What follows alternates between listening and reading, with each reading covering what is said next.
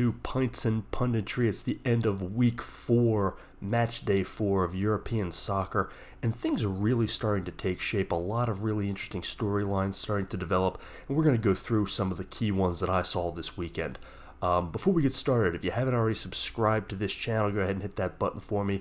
Like this video, join in on the comments. If you don't like anything I'm saying, let's go. Let's have a discussion. You can argue with me. I don't care.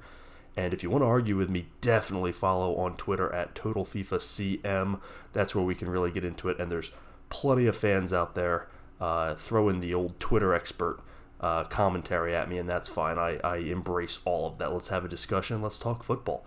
And the first thing I want to talk about today is Barcelona, who looked really good in their 4-0 victory this weekend. And say what you will about how we got here. And I've said a lot, and I'm going to continue to say a lot, because I don't like the way Barcelona goes about their business in terms of roster creation and acquiring and dealing players. What I don't understand about Barcelona and their fans is, why are you so angry? Your team's good. You know that, right? This is a tough sport, and it's a tough sport to be a fan of when your team is not good. Your team's really good. Why are you so angry? I've never seen a fan base in any sport of any team that has such a sense of entitlement and an inferiority complex at the same time. I've seen both, but not together. If you dare say anything bad about Barcelona as a club, man, the pitchforks come out. And if you dare say anything about La Liga, the pitchforks come out. And sometimes even when they don't, it's really been fascinating to see as I've expanded beyond the Premier League and really gotten into some of the other leagues in Europe, just how sensitive this fan base is. And I find it absolutely hilarious. And once again, follow me on Twitter at TotalFIFACM, and you'll see exactly what I'm talking about. But I just don't understand it. Your club's really good, and if you don't have a problem with how you go about your business, I don't see what the issue is. But you can't argue with the end result, at least for now. And this Barcelona squad is really, really good. Now, they stumbled coming out of the gate in week 1, but we sort of figured that was going to be a fluke, and I even said that in the video after week 1. But they're starting to fire on all cylinders. They've got everybody registered now. But the big difference maker from last year to this year is Robert Lewandowski. And it just goes to show you what happens when you get a world-class striker in there. They went from the likes of Aubameyang and Memphis Depay, and they're good players, don't get me wrong. In fact, I think Memphis Depay gets a bad rap in a lot of cases as they try to unload him and nobody seems to want him. But they're not Robert Lewandowski, and very few players are. We're talking one of the 2, maybe 3 best strikers in the world, even as he gets older. And it's making all the difference. He's just a clinical finisher, and it's really taking them to the next level. And they were not at that level last year. They were still good enough to be second in La Liga, but that's because La Liga is not that deep. I know that's a trigger warning. We'll get to that. But it's not. It's just not. And so they're still good enough to be that type of team, but now they're getting back to that, class of Europe team and 1A and 1B with Real Madrid, and that's where Barcelona belongs. And say what you will about where they're getting their money from, but at least they're spending it properly. I'll give credit where it's due. They're acquiring good players, and Lewandowski is a huge difference maker.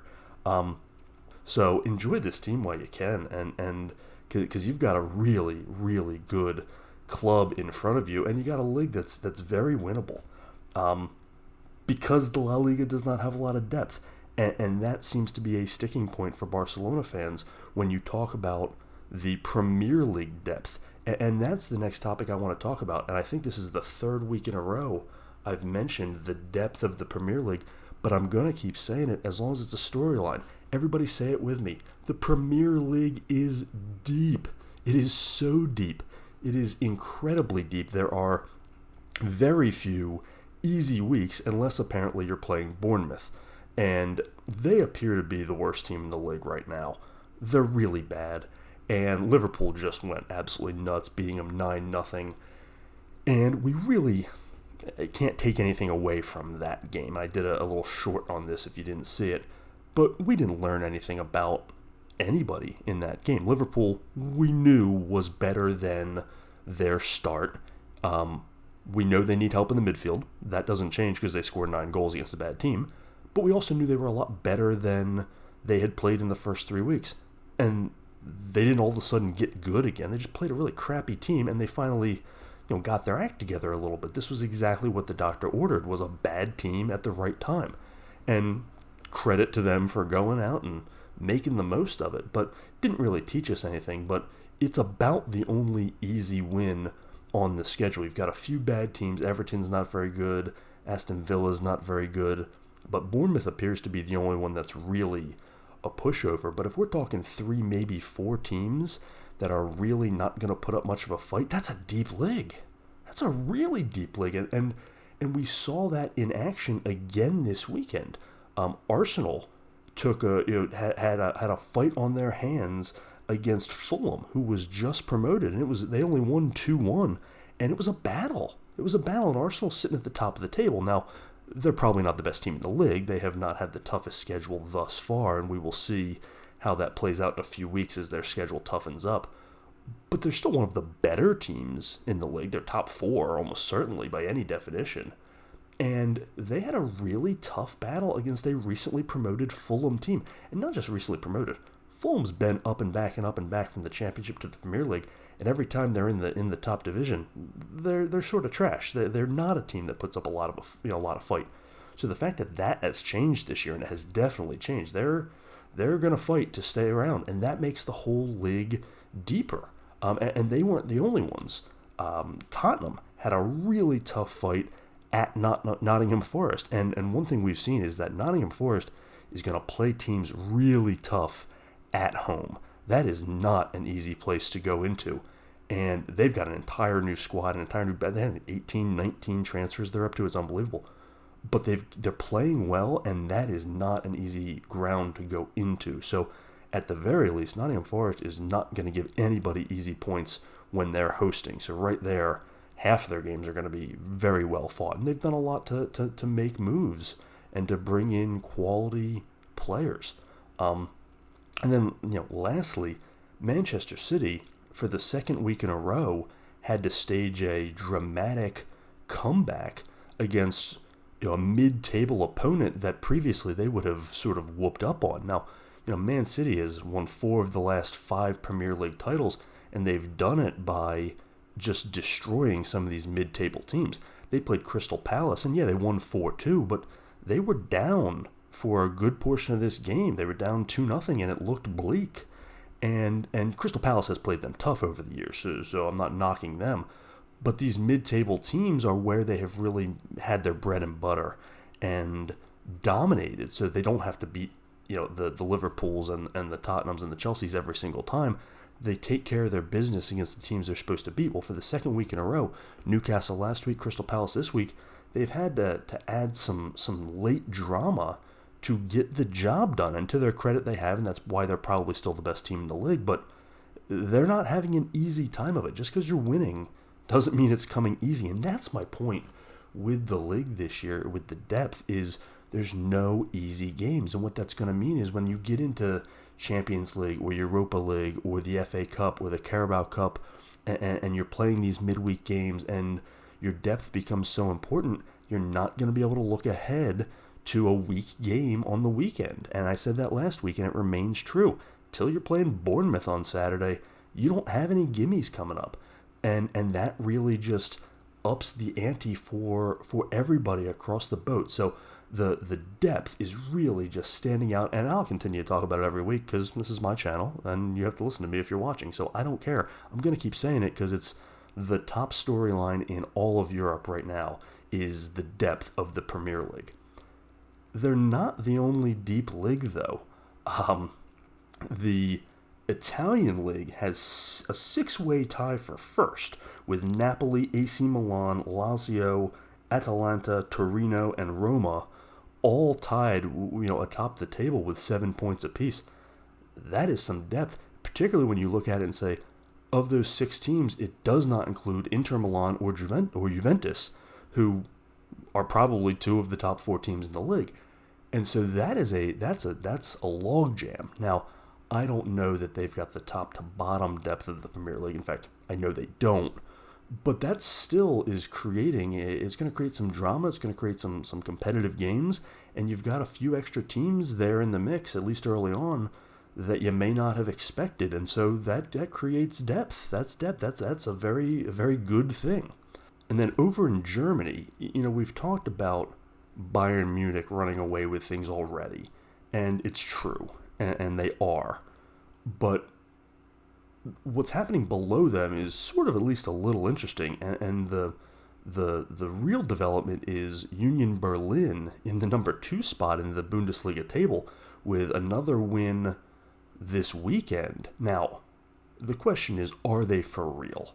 And, we certainly don't know yet, and they're probably not the second best team in the Bundesliga, but it's certainly an interesting storyline to watch, particularly because they host Bayern Munich next week, and that's what makes this fun. Now, they don't have a whole lot of great wins under their belt. They did beat RB Leipzig, and they've got a draw against Mainz, and then they beat Schalke, and they beat Hertha. So, not a lot of great wins, although beating Leipzig is a nice win. But this will be their test, and I don't expect them to go out and win, but if they go out and play a competitive game and maybe lose by a goal, it's sort of a chance to announce themselves on the stage, on the Bundesliga stage. I mean, this was a team that was in the second division not long ago and has been promoted up. So this is a fun storyline to watch. They also have an American player, Jordan Pivak, so it's fun to see that.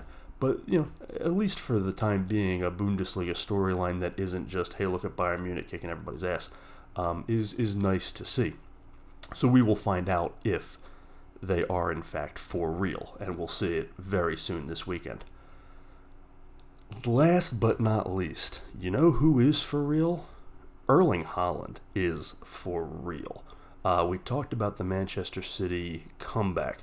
It was basically Erling Haaland's comeback. He had a hat trick in a very short period of time in the second half, and he is exactly what Manchester City has needed, is a guy to take over in those games where they have all the possession but don't get any shots on goal. And they have lots of those games, and there's nobody for them to turn to outside of Kevin De Bruyne, who, despite being one of the best players in the world, is not what you'd call a natural goal scorer. He's good at everything, but he's best at setting other guys up. He scores when he has to because he's needed to, and he's good at it, but he's not a clinical finisher. Otherwise, he'd be playing at the top. Erling Haaland is. And the most impressive was his third goal, where he got a pass as he was making his run, and he was being battled by defenders. You could just see the big strength where he boxed the one guy out, kept his momentum going, stayed under control, and then finished. And, the questions about him, well, can he handle a Premier League? It really makes you wonder why those were even questions, other than he's young and the track record of Bundesliga scorers coming in has not been all it's cracked up to be. But I think it was fairly obvious that he is not just your average young striker. I mean, the guy's been on the radar of all of Europe for a half a decade, and he's still in his early 20s, so that should tell you everything you need to know.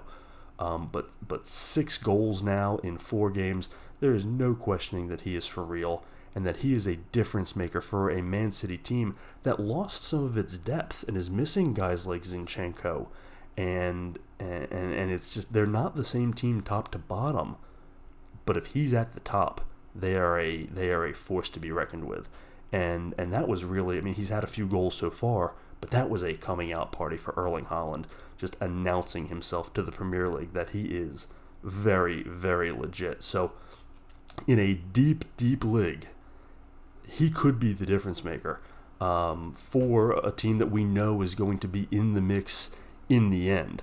And we'll see how defenses are going to be able to prepare for him. But I think the discussion of is he legit and can he handle the Premier League, those are officially over.